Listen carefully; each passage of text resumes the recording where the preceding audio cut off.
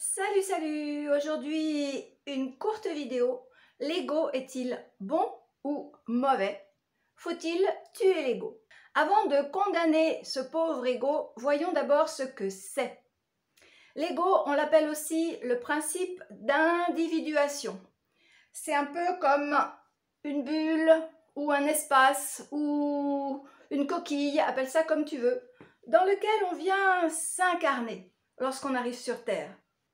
Un petit schéma. Notre corps physique ici et autour, symboliquement, les différents niveaux de notre existence mentale, énergétique, psychique, spirituelle.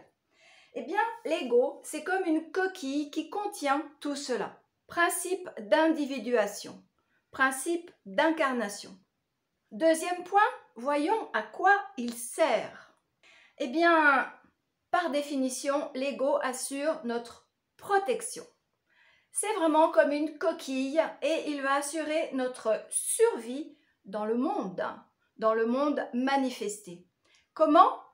En jouant l'interface entre le monde manifesté, le monde dans lequel on vit, le monde qu'on peut toucher, qu'on peut regarder, qu'on peut voir, et les mondes invisibles, le monde d'où l'on vient. Et donc, chemin faisant, depuis notre naissance jusqu'à la fin, l'ego ainsi assure notre protection, notre survie, en développant notre personnalité et en nous permettant d'interagir, d'agir dans le monde. Quoi que l'on fasse dans le monde, c'est sous l'enveloppe, dans l'enveloppe de l'ego. À ce stade, on peut répondre à la deuxième question. Faut-il tuer l'ego ? Je crois que tu as la réponse. Si on tue l'ego, on se tue nous-mêmes. Il n'y a plus de vie sur Terre.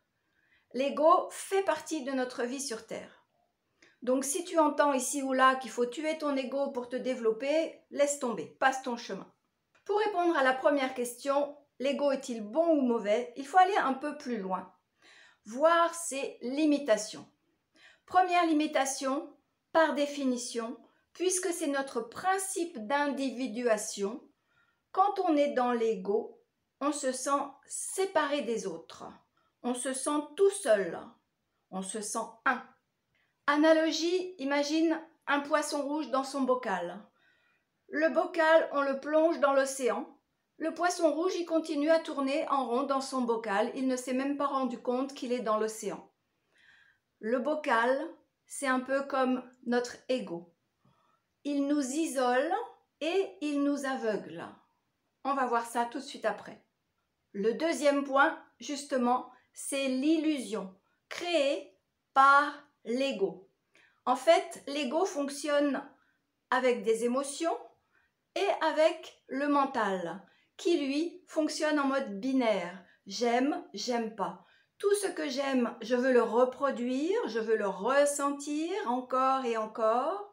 Et tout ce que je n'aime pas, je le fuis, je l'évite. De plus, l'ego perçoit le monde au travers des sens de notre corps physique, qui sont eux aussi bien limités.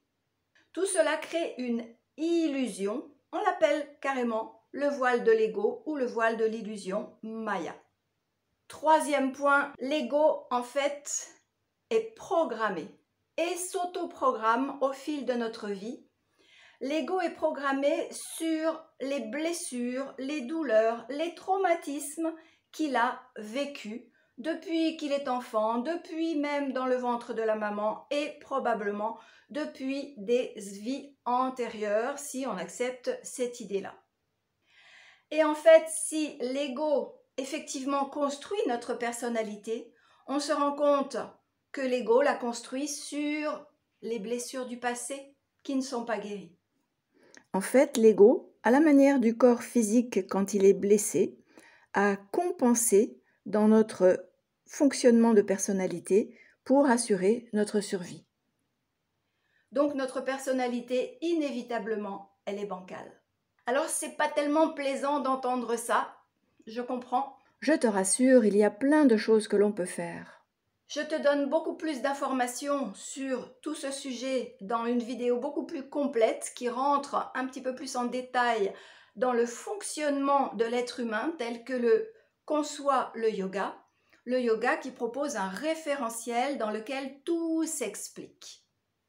Je pense que maintenant tu as la réponse à toutes nos questions. On ne peut pas tuer l'ego, c'est clair. L'ego est-il bon ou mauvais? Je te laisse y répondre, dis-le-moi en commentaire. Et si tu veux plus de détails sur ce fonctionnement, eh bien va voir la vidéo dédiée qui est un peu plus longue mais qui t'explique vraiment en détail le fonctionnement du mental, de l'ego, des différents corps, cette réactivité et cette programmation que l'on acquiert en fait depuis bien longtemps. Et que l'on peut défaire doucement pour bonifier l'ego. Je te retrouve dans d'autres vidéos, surtout pense à t'abonner, pense à faire un petit j'aime ou à partager. Tu sais que ça soutient ma chaîne et ça m'encourage à continuer. À tout bientôt!